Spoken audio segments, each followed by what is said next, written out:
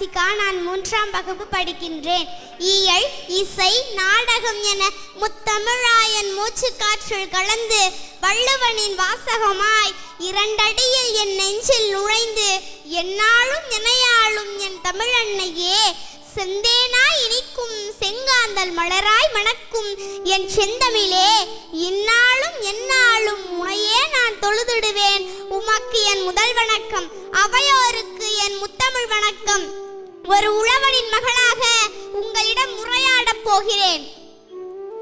உலக புகழ்பெற்ற தேசிய நெல் திருவிழாவிற்கு சிறப்பு அழைப்பாளராக வருகை தந்துள்ள திருவாரூர் மாவட்ட ஆட்சியர் திருமிகு டி. சாருஸ்ரீ அவர்களை வருக வருக என அன்போடு அழைக்கிறோம்.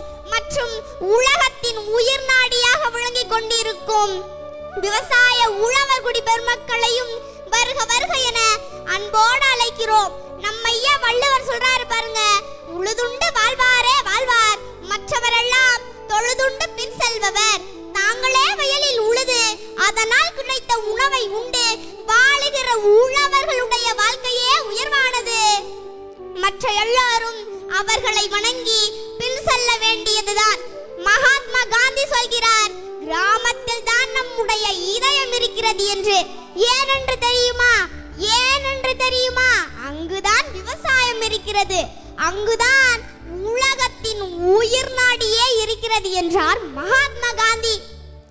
அப்படிப்பட்ட விவசாயத்தை நேசித்த உழவர் பெருமகனை பற்றி பேச போகிறேன். கட்டிமேட்டில் பிறந்த கட்டி தங்கமே, திருத்துறைப்பூண்டியின் அடையாளமே, திருவாரூருக்கு தேரு, திருவாரூருக்கு தேரு, உலகமே உன்னை புகழது பாரு, விவசாயத்தின் சிங்கமே, உலகம் போற்றும் உழவர் பெருமகனே, பாரம்பரியத்தை மீட்டெடுத்த மீட்பு காவலனே, சுதைந்த தானியங்களை ஒன்றிணைத்தவனே, தடைகள் பல தாண்டி விதைகளை தேடிய விதை வித்தகனே, சலிப்புள்ளாத சகவத்தன்மை கொண்ட சரித்திர நாயகனே, தன் பெயரையே நல் ஜெயராமன் என்று கெதட்டில் மாற்றிக்கொண்ட பாரம்பரிய விதை வித்தகனே, முதலே நெல்லுக்கு திருவிழா நடத்திய விவசாய பெருமகனே, நெல்லென்ற சொல்லுக்கு உன் பெயரே சிறப்பு, தேடலின் முழுமையே தேவைகளை தீர்க்கும் 6 கால்கள் கொண்டு உலகம் முழுவதும் வாழும் எறும்பு போல தன் நாசாருடைய கருத்துக்களை கொண்டு வாழ்ந்தவர்தான் நம்முடைய ஐயா நல் ஜெயராமன். ஆம், 6 அடி உயரமும் அதிர்ந்து பேசாத இயல்பும் கொண்டவர்தான் நம்முடைய ஐயா நல் ஜெயராமன். ராமாயணத்துல சீதையை தேடிச் சென்றான் ராமன். ஆனால் நாம் முன்னும் சீதேவியை தேடி சென்றார் நம்முடைய ஐயா நல் ஜெயராமன்.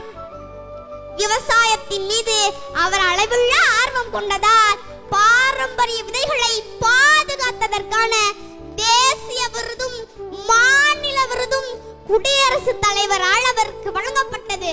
ஒரு நெல்லை வைத்து அதை 100 நெல்லாக மாற்றும் விவசாயி சிறந்த விஞ்ஞானி. கலப்பை, மண்வெட்டி, கோடாரி, கடப்பாறை கண்டறிந்தவரை விட இந்த உலகத்தில் இன்னும் ஒரு விஞ்ஞானி பிறக்கவில்லை. சும்மா பாடத்தை படிப்பதும் பரீட்சை எழுதுவதும் படிப்பல்ல, படிப்புக்கும் அறிவுக்கும் சம்பந்தமே இல்ல. என்னடா இந்த பிள்ளை இப்படி பேசுதுன்னு நினைக்காதீங்க. மாம்பூக்கள் சரியா பூக்கவில்லை என்றால் பருவ காற்று சரியா வீசிருக்குன்னு அர்த்தம்.